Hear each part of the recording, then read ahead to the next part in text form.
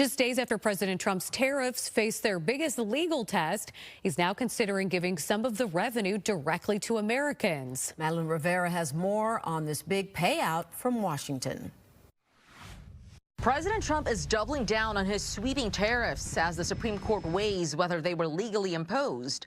On Sunday, he once again proposed giving Americans at least $2,000 from tariff revenue, writing on Truth Social, quote, "People that are against tariffs are fools. We are now the richest, most respected country in the world with almost no inflation and a record stock market price." The president says everyone except for high-income people would be eligible for the checks.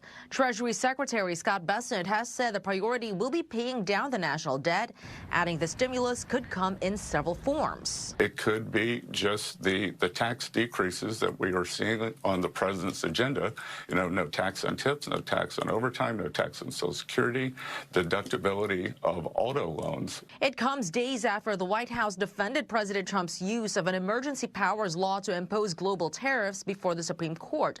But the justices appeared skeptical. The Congress has the authority to impose taxes. In fact, 250 years ago in Massachusetts, in Lexington and Concord, a revolution began. No taxation without representation. If the court rules against the president, the Trump administration could be forced to return billions of dollars in revenue.